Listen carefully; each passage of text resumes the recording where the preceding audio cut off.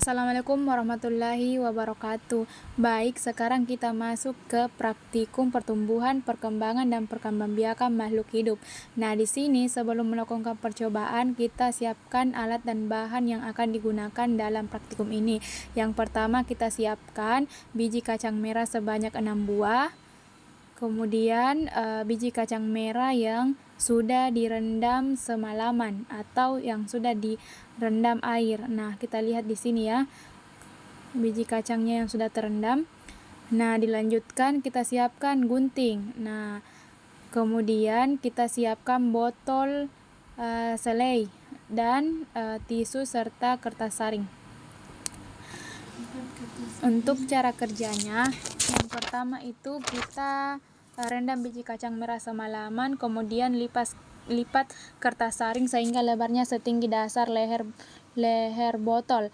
Nah, bila perlu potong kelebihannya. Kemudian kita lipat, usahakan semua kertas masuk ke dalam wadah. Nah, gulung kertas saring tersebut dan masukkan ke dalam botol selai sehingga menempel pada dinding botol bagian dalam. Nah, dapat kita lihat di sini kita masukkan secara perlahan. Kemudian kita tuangkan air secukupnya sehingga kertas saring tetap basah. Kemudian kita sisipkan 6 biji kacang merah pada botol selai.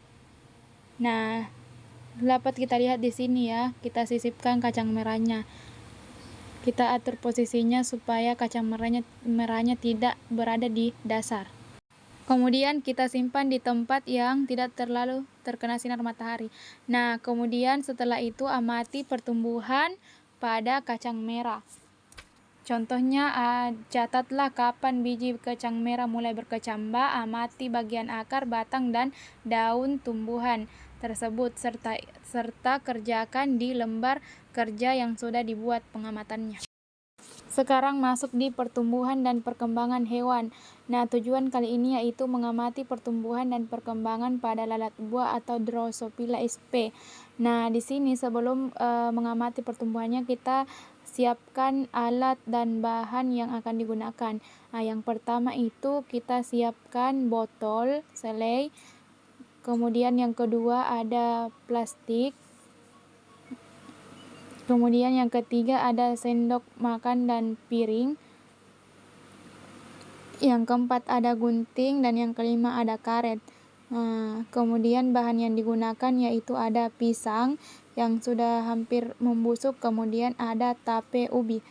Nah, di sini kita tidak lupa juga menyiapkan lalat buah yang sudah diambil, yang disimpan ke dalam wadah. Nah, dapat kita lihat di sini lalat buahnya ada 10 ekor. Nah, kita lihat ya perkembangbiakan lalat buah pada praktikum ini.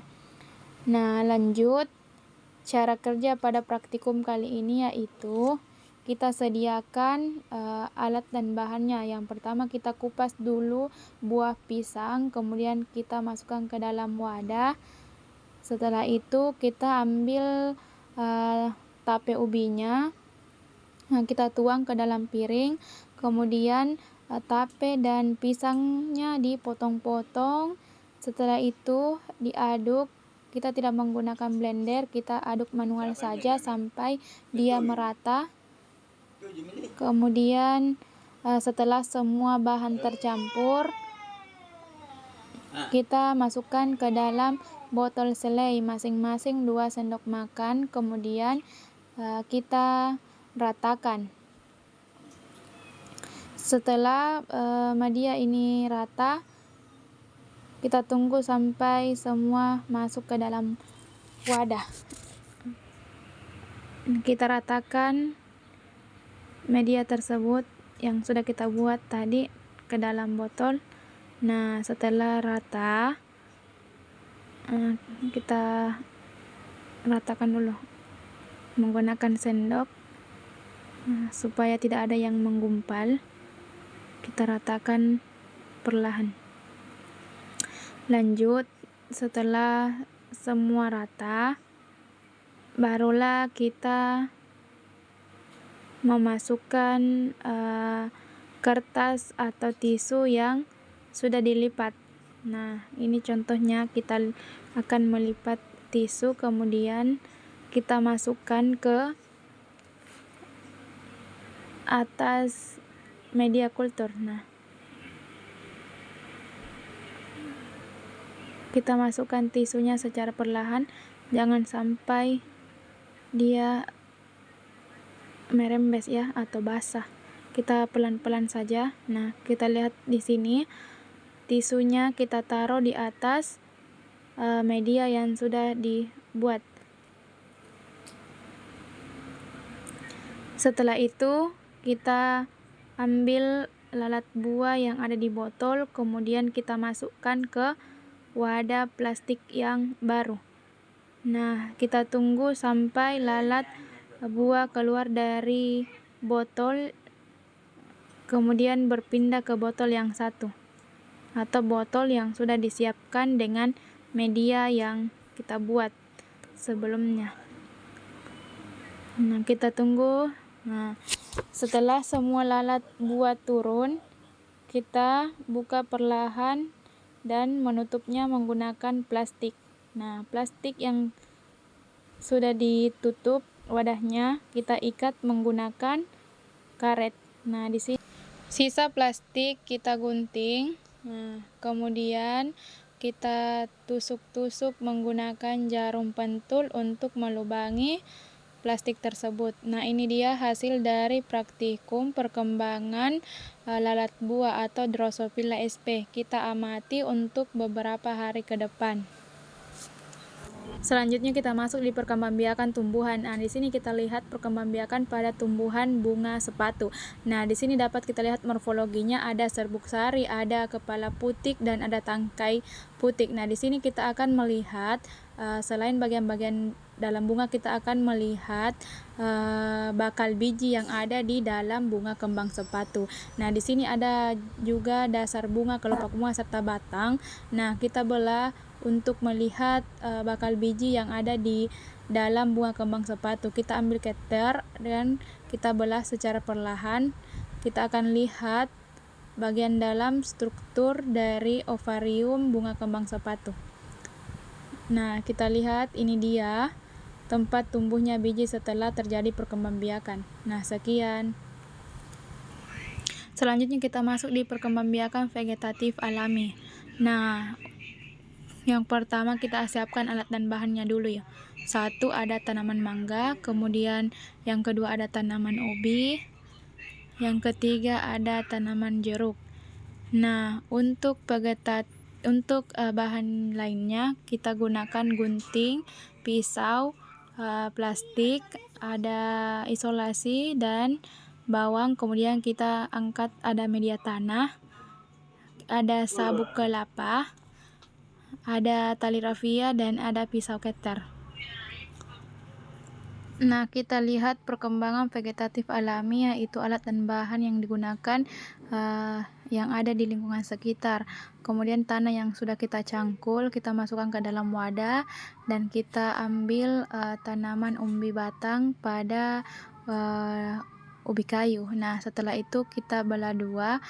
Kemudian ujungnya yang sudah kita potong kita berikan bawang, kemudian kita tanam, kita tancapkan ke tanah yang sudah dicangkul, kemudian kita tanam. Nah, ini dia hasil dari vegetatif alami. Nah, kita masuk di perkembangbiakan vegetatif buatan. Nah, tentukan jenis tanaman yang ingin dicangkok, contohnya yaitu pohon mangga.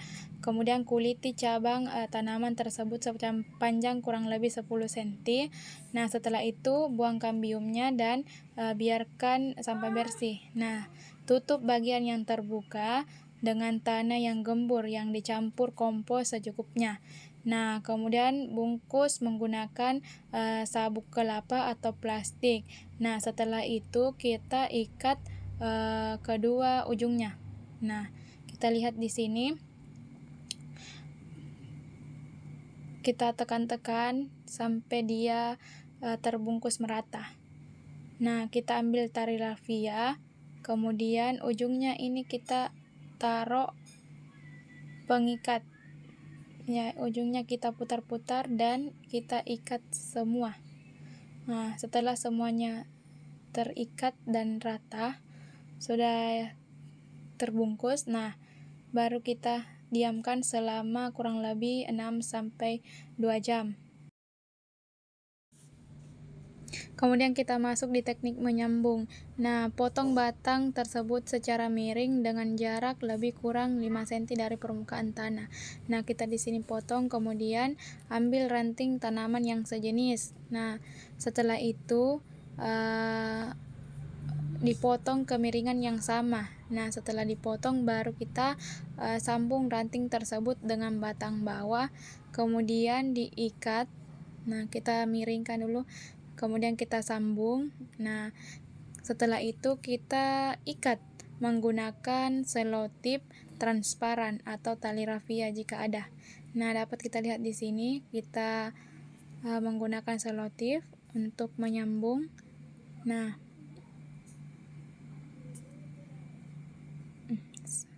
ya, setelah selesai, ini dia tampilannya,